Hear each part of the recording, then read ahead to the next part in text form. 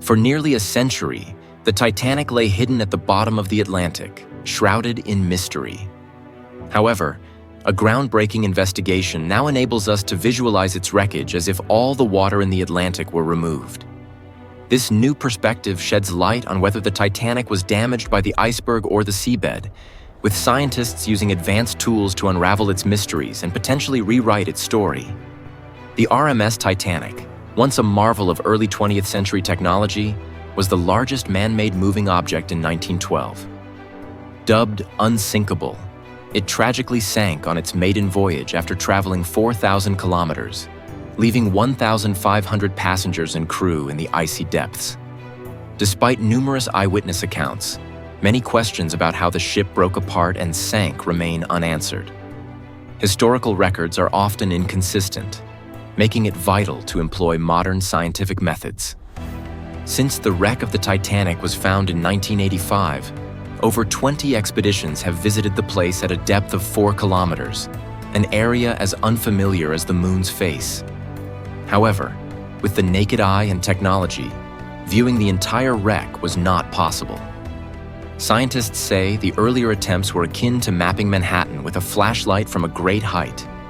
In such ways, the Titanic Mapping Project digitally recreates a precise form of this ship and all associated pieces of the debris field today by utilizing the finest cutting-edge sonar as well as 3D imaging techniques. Autonomous underwater vehicles are scanning the wreckage.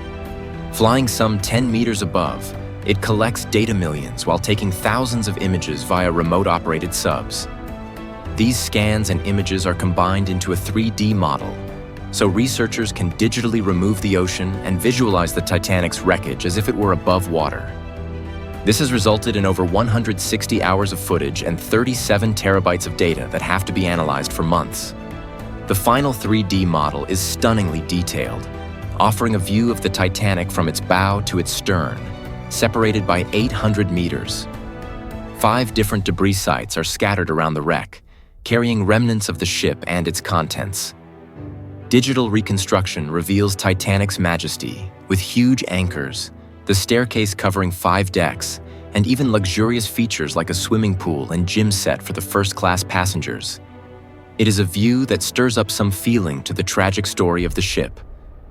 The investigators have also studied the wreck's location and impact. The Titanic sank almost vertically, with its pointed bow plunging into the seafloor at speeds of 55 kilometers per hour.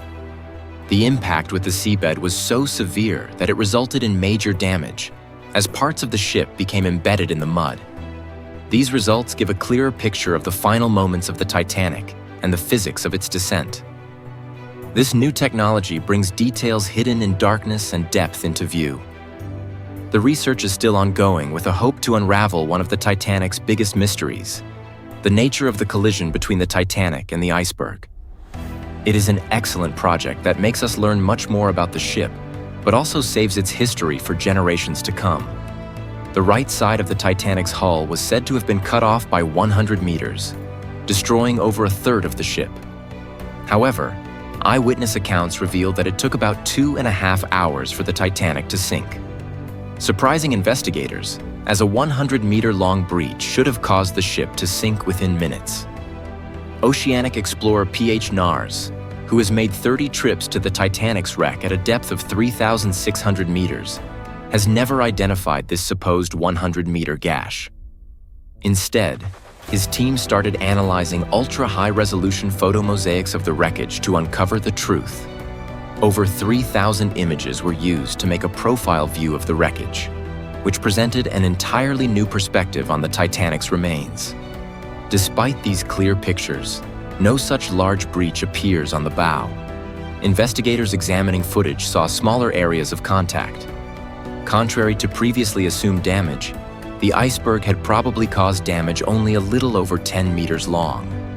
The openings in the hull were about 1 square meter each, which allowed 1,665 liters of seawater per second to flood in. That is consistent with the timeline of 2.5 hours it took the ship to sink. This solved a major enigma of why the Titanic stayed afloat for as long as it did. But other mysteries persisted in how the ship split apart and how the bow and stern ended up 600 meters apart in the depths of the ocean.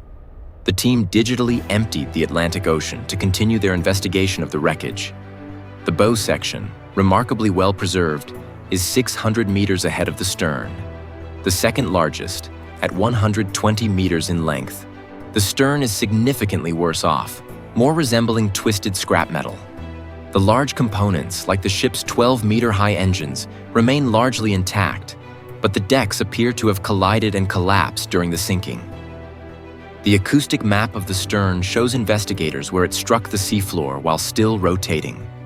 The stern had hit at a speed of 80 kilometers per hour, sending tremendous forces to cause all that damage. High-pressure water likely flooded the ship's interior as the stern was disintegrating, with it smashing its way outward through its structure, much as air pressure might destroy an aircraft during in-flight damage. This dramatic difference between the bow and stern explained how the ship sank, but not at what point or by what means it broke up. The debris field over hundreds of meters offered a new look at the site. Forensic data that helped to reconstruct the debris pattern would challenge older breakup theories, including the unsupported notion that the ship broke up solely under its unsupported weight. Painstaking efforts to catalog nearly 5,000 artifacts have revealed the human side of this tragedy.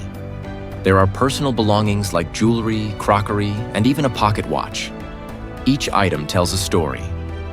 The watch belonged to Thomas William Solomon Brown, a South African hotelier who perished while his wife and daughter survived. One poignant find is Edgardo Salandreo's passenger notebook. He was on his third-class ticket going to the new life in America. He was 17 years old. His blotched and watermarked handwriting can still be recognized, a haunting reminder of those lost aspirations.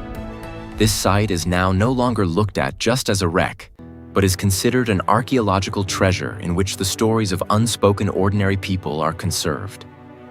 Exploring and mapping the wreck will bring investigators closer to piecing together the last moments of the Titanic on that terrible night. Through these efforts, the story of the Titanic will survive and live on to this end for generations. All valuable artifacts are parts of the tragic tale. Each artifact collectively paints a colorful scenario of the tragedy. Since mapping of the debris field is complete, answers for the long questions may be provided when and how the Titanic broke apart. Within 2.5 hours, more than 700 people successfully escaped the Titanic and were rescued by lifeboats before it sank. However, theories on what happened in the breakup vary. According to some eyewitnesses, the stern rose dramatically before the ship split, causing tremendous pressure on the structure. This theory postulates that the ship broke on the surface. Bill Lang and his team, however, have an alternative explanation using new data. Lang said that the debris field is quite characteristic, almost like forensic evidence at a crime scene. The wreckage was spread over a remarkably tight area of just 5 square kilometers. Given that the Titanic was 305 meters long, this means the breakup must have occurred well down in the water. If the ship had broken on the surface, the debris would have been spread much farther out. Lang believes that the tight debris field suggests the ship went down basically intact before breaking up under pressure at depth. Eyewitness accounts are only to make things more complex. Survivors on the stern deck reported seeing funnels and structures collapse but didn't witness a breakup out at the surface. Lang and his team are sorting through these accounts against physical evidence, but he isn't losing any sleep. Breakup of the Titanic is still most likely deep in the depths. The ongoing investigation has provided significant insights. Advanced mapping techniques have digitally emptied the sea, providing an unprecedented view of the wreck site. This technology reveals hidden clues in the debris and seafloor, clues that could rewrite our understanding of the tragedy. Yet while researchers have uncovered much about the Titanic's final moments, another pressing question remains. What will happen to the wreck in the future? The Titanic has lain on the seabed for more than a century, but its state is fast deteriorating. According to P.H. Nars, who has visited the wreck for 3 decades, significant structural changes have been seen. The gap between Deck A and Deck P, which was over 3 meters, has shrunk to less than 2 meters. Soon, the decks may collapse completely and everything inside would be lost. At such depths, minimal oxygen should slow the rusting process, Yet strange formations, dubbed rusticles, are accelerating the ship's decay. These rusticles, vibrant in color and fragile in structure, are formed by bacteria that extract minerals from the ship's metal. Microbiologists have identified 5 distinct bacterial communities within these formations, with some thriving without oxygen.